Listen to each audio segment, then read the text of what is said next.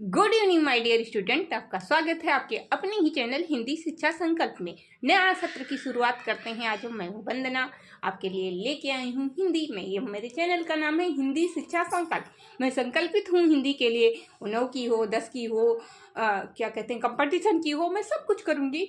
हिंदी के का नॉलेज आपको देने की पूरी कोशिश कर रही हूँ। तो बच्चों, इसी क्रम में मैं कक्षा 10 के लिए पढ़ाती थी, लेकिन मैं सोच रही हूँ कि इस सेशन में मैं 9 और 10 दोनों की क्लासेस दूँ।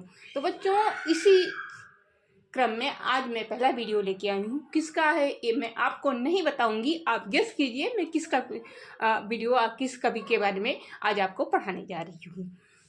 पाथर पूजे जग प्रभु मिले, तो मैं पूजू पहाड़।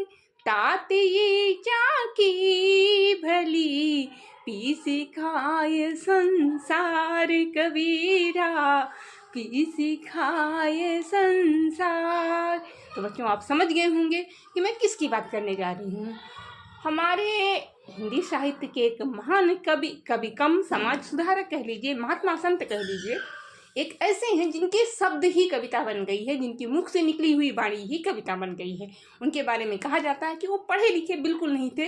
कहा जाता है कि उन्होंने खुद कहा है कि मासी कागज हाथ छियोनी, कलम गहो नहीं हाथ। मतलब मैंने किताब को, पन्ने को, कॉपी को छुआ नहीं और पेन को हाथ से पकड़ा नहीं। ये एक ऐसे समाज, मध्यकाल में, उस वक्त समाज में हमारी बुराइयां फैली हुई थी। हिंदू और मुसलमान दोनों गुमराह थे। उनको सही रास्ते पर लाने की कोशिश इन्होंने की है, अपने शब्दों के माध्यम से, अपनी कविताओं के माध्यम से। और कहा जाता है कि इनके एक प्रमुख शिष्य थे धर्मदास जी, जिन्होंने इनकी वाणी को काव्य रूप में संग्रहित किया। और जो भी इनकी रचनाएं हैं, जो भी इन्होंने गाया है, जो भी इन्होंने कहा है, उसको एक ग्रंथ के रूप में संग्रहित किया है। उसका नाम बीजक है। तो बच्चों, चलिए शुरू करते हैं। जैसा कि बोर्ड ने कहा है कि जब भी हम किसी कवि के बारे में उसका जीवन परिचय लेते हैं तो फ्लो चार्ट तैयार करते हैं। तो बच्चों, उसी क्रम में मैंने ये तैयार किया है। इसको आप नोट डाउन कर सकते हैं या पढ़ सकते हैं, जो चाहें वो कर सकते हैं। तो कबीरदास जी का जन्म बच्चों सन 1338 ईस्वी में हुआ। उस वक्त समाज में अनेक तरह की बुराइयां फैली हुई थी। पर्दा प्रथा, मूर्ति पूजन, हिंदू मुस्लिम छुआछूत की भावना, अजीब चीज। जैसे इन्होंने एक कहा है कि जैसे अभी मैंने बोला कि पाथर पूजे हरि मिले, तो मैं पूजू पहाड़, ताते चाकी भली, पीस खाए संसार। बताइए बच्चों कि उस जमाने में एक ऐसा संत हुआ था जो कर्म कांडों का विरोध करता था। आज आधुनिक जमाना है। आज हम लोग बहुत सारी चीज़ों को नहीं मानते हैं, अपने नज़रिए से देखते हैं। हम लोग ये कहते हैं समाज के नियम मनुष्य के लिए बने हैं, मनुष्य नियमों के लिए नहीं बना है। उस जमाने में एक ऐसा संत था जिसकी ऐसी दूरदृष्टि थी, जिन्होंने इन सब चीज़ों को देखा और कहा। हिंदू और मुसलमान दोनों को फटकार लगाई है। कहा है, हिंदू अपनी करे बड़ाई, गगरी छुअन न दें, वैश्या के पावन तर सोवन, ये देखो इनकी हिंदुआई। मुसलमान के पीर औलिया मुर्गा मुर्गी खाएं, ये बराबर से दोनों के ऊपर व्यंग किए हैं, उनकी कमियों को उजागर किए हैं। तो चलिए बच्चों, देखते हैं आज कबीरदास जी के जीवन परिचय को।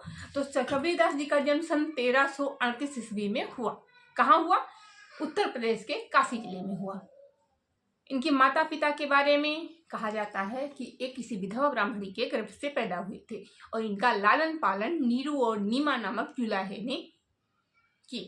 इनके गुरु के बारे में एक बात कही जाती है कि ये वहाँ काशी में घाट की सीढ़ियों पर लेटे हुए थे और महान गुरु रामानंद जी नहा के निकले थे और सीढ़ियों पे कबीरदास जी के ऊपर उनका पैर पड़ गया और उन्होंने कहा राम राम।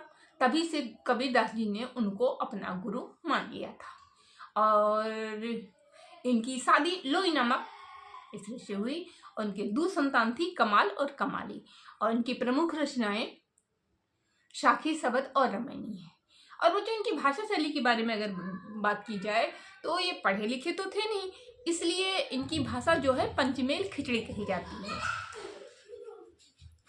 और जो धर्मदास इनके शिष्य थे उन्होंने ही इनके शब्दों को, इनकी वचनों को, इनकी कविताओं को संग्रहित किया और उसको बीजक कहा जाता है। प्रमुख रूप से 3 रचनाएं इनकी मिलती है, साखी, शबद और रामायणी। साखी में बच्चों, ये साखी जो शब्द है वो संस्कृत का तद्भव रूप है और इसमें धर्मोपदेश है। धर्मोपदेश की जो लाइनें कहीं कहीं उसको संग्रहित किया गया है। दूसरा है आपका शबद।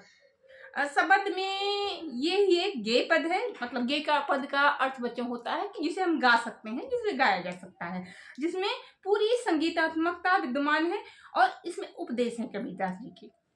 और तीसरी इनकी है रामायणी। तो बच्चों ये चौपाई एवं दोहा छंद में रचित है। ये कबीर के रहस्यवादी और दार्शनिक विचारों को प्रकट करता है। और जैसा कि मैंने कहा आपसे कि भाषा शैली इनकी पंचमेल, खिचड़ी, सदुकड़ी, जिसे कहते हैं कि इसमें फारसी भी है, भोजपुरी भी है, पंजाबी भी है, बुंदेलखंडी भी है और ब्रज और खड़ी बोली भी है। इन 5 भाषाओं को मिलाकर इनकी भाषा को पंचमेल, खिचड़ी अथवा सदुकड़ी भाषा कहा गया है।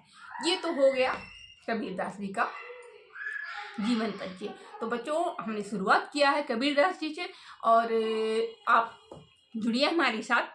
आज मैंने आपके सिलेबस का ये कबीरदास जी का जीवन परिचय जो है वो 9 और 11 दोनों के लिए ही बहुत महत्वपूर्ण है। तो बच्चों अगर आप 9th में पढ़ रहे हैं या 11th में पढ़ रहे हैं तो आप दोनों के लिए बहुत ही महत्वपूर्ण जीवन परिचय है। तो और एक चीज़ और हम बताएं, पिछले साल मैंने 10th क्लास के क्लासेस ली थी, पद लगभग पूरा पढ़ाया था। तो उसमें मैंने पेपर देखा है बच्चों, तो मतलब संस्कृत मैंने नहीं पढ़ाया समय अभाव की वजह से, उसमें 90% क्वेश्चन मेरे वीडियो से आए हैं। तो बच्चों अगर आपको हमारा वीडियो पसंद आता है तो लाइक कीजिए, सब्सक्राइब कीजिए और कमेंट कीजिए जो भी आपको चाहिए उसके बारे में। तो थैंक यू बच्चों, मिलते हैं नेक्स्ट वीडियो में।